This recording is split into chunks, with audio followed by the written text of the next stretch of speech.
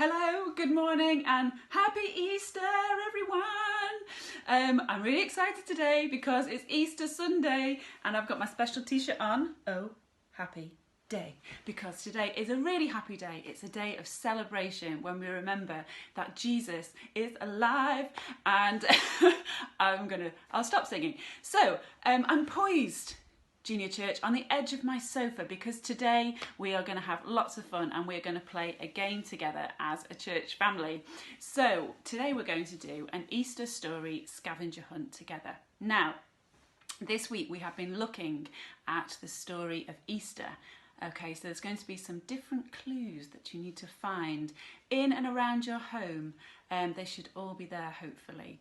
Now, you can be as creative or inventive as you want with these different things. So let's see how we get on. Right, first of all, the rules. This is how it's going to work. So I will give you something to go and find, and then I will disappear off screen.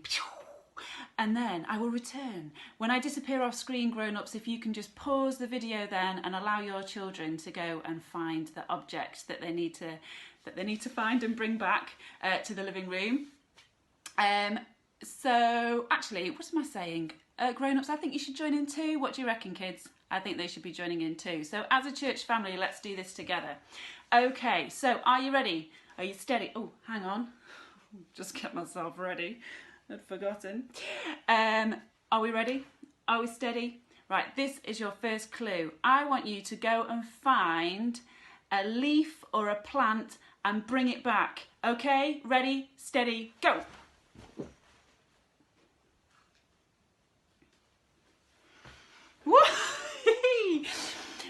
Okay, have you all got it? I couldn't find a single leaf, so I just brought a whole plant. It smells very nice, it's basil. So what's the point of the leaf in this story? Now, you might remember that last week it was Palm Sunday, a week ago again. Today, it sounds ages ago, doesn't it?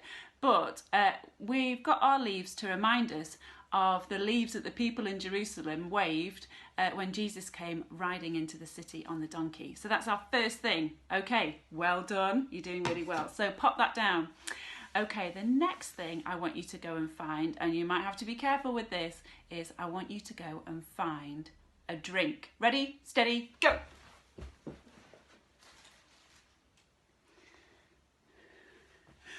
Whew. I should have a little sip of that. Okay, so our next clue was a drink. So on Maundy Thursday, Jesus sat down with his very best friends, the disciples, and they had a special meal together. And during that meal, they had a special drink of wine. And when Jesus gave his friends the wine, he said, "This is my blood. This is to remind you of me." And at the time, the disciples really didn't know what he was talking about because they didn't know the full Easter story. So we've got our drink. Okay, so be careful putting this down. Are you ready for your next Easter story clue? Okay, the next thing I want you to find, and this one should be really easy, especially today, is I want you to go and find something that you can eat. Are you ready? On your marks, get set, go!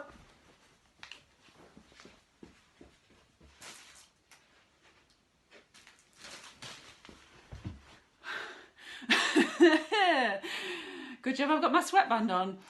So, have you all got your thing that you can eat? So this is my thing. It is a hot cross bun, and we can see on the hot cross bun we have that special shape of a cross just to remind us that Jesus died for us.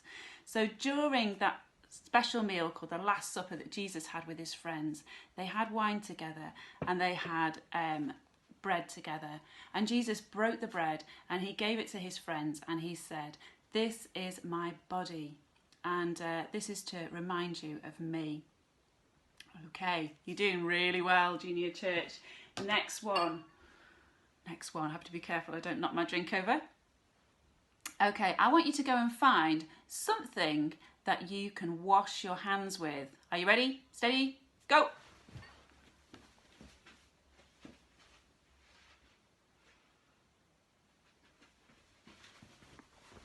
Woohoo! Here we go. I guess a lot of you's probably picked up some soap. Here's some soap. Now, How does this relate to the Easter story? So, when Jesus was arrested, he was taken before a man called Pontius Pilate. And Pontius Pilate couldn't find anything wrong with what Jesus had done. He couldn't see that he committed any crime at all. And so he washed his hands clean to show that he didn't really want any part in this. And then he gave Jesus over to be crucified. Okay, next thing. This is maybe going to be a bit more tricky. It took me a while to think of what to do for this one. Okay, I want you to go and find something which is the colour purple. Go!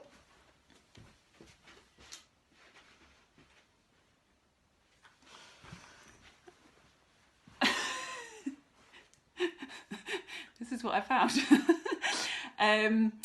Okay, so I don't think sellotape really relates to the Easter story, but the colour purple does, because when the Roman soldiers were mocking Jesus before he was crucified, the purple represented the colour of a king, and so they dressed him in a purple robe. Well done on finding your purple thing. Okay, the next one. I want you to find something that you can put on your head. Are you ready? Steady, go!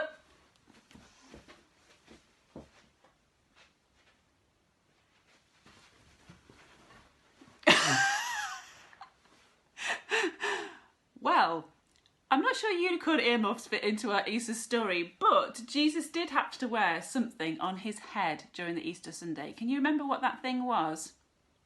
Now, the Roman soldiers, after they put the purple cloak on him, they also pretended that he was a king. So they made him a crown made out of thorns and put it on his head. So here's our thing for the head. Well done, whatever you found, put on your head. Okay, next one. You're doing really well, Junior Church. The next thing I want you to find is something made out of wood. Are you ready? Steady, go!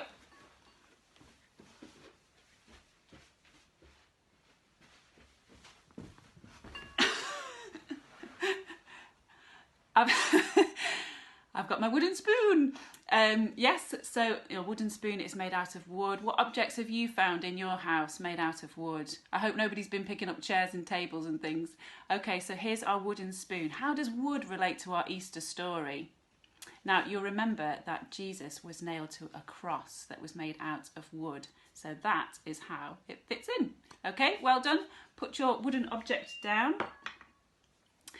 And the next thing I want you to find is a rock. Are you ready? Go!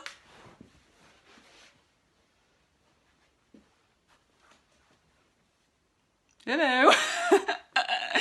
Well, it could be, I found a very little rock in our house. This one's very pretty. It's got lots of lines on it. So it could be a rock or something made out of stone. That was a bit of a tricky one.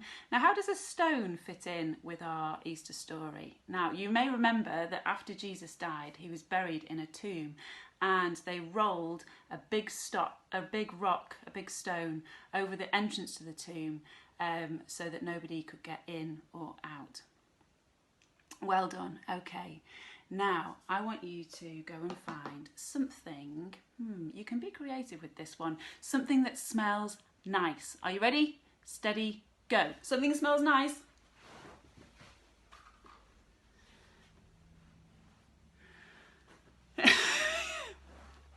Are we all back? Out of breath yet, everybody? I've got myself an air freshener. Something that smells nice. It does smell very nice, actually. So it might be that you picked up some perfume, or some nice plants in your house that you've picked up, or it might be, I don't know, something like that smells really lovely. So here's our thing that smells nice. Now, how does this tie in with the Easter story? Now, when after Jesus had died, the women went to the grave and they took special herbs and spices for Jesus's body, and they smelt really nice. So that is our connection there. Oh, sorry everybody, I'm a bit out of breath. Okay, now the next thing I want you to find is something which is the colour white. Are you ready? Steady, Oh!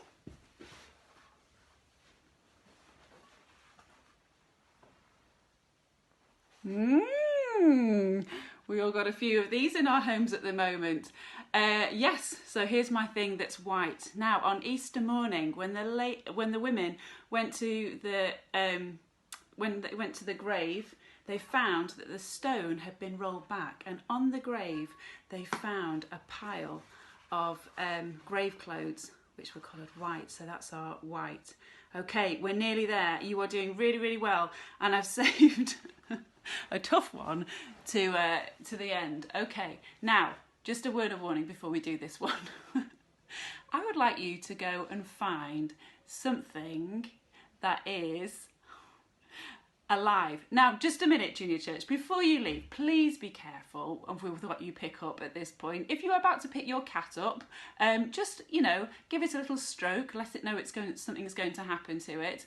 If you don't have a pet, maybe you could be a bit more creative. You might be able to find something else. Okay, so are you ready?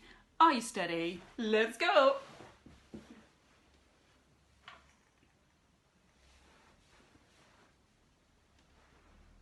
Hello. Are we all back? I'm going to show you my thing that's alive. Can you see? These are some caterpillars that we've been growing, that we've been looking after in our house. And the caterpillars started off about this big when they arrived, and now they are very, very nearly time for them to turn into chrysalis. And I wanted to show you these because it reminded me a little bit of the Easter story.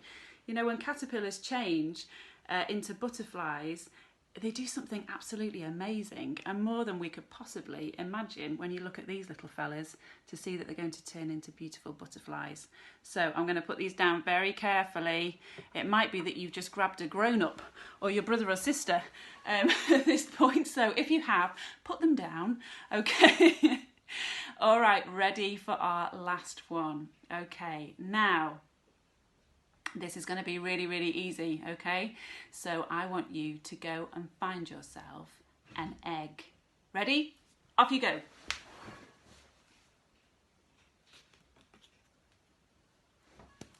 Here we are.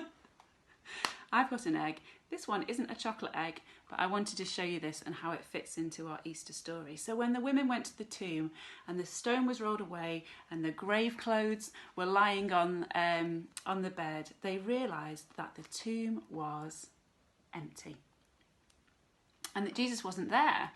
And at first they were quite worried, but then they remembered what Jesus had said to them, that he was going to come back to life. And that's why the tomb was empty. And that's why probably some of your Easter eggs that you get today are hollow, because it reminds us of the empty tomb. You see, why was this important that Jesus came back to life? It was important because it was the ultimate act of love for us. That Jesus loved us more, that he would conquer death, that conquer all the badness. And he wanted to do that, to have a relationship with you, because he loves you so, so much.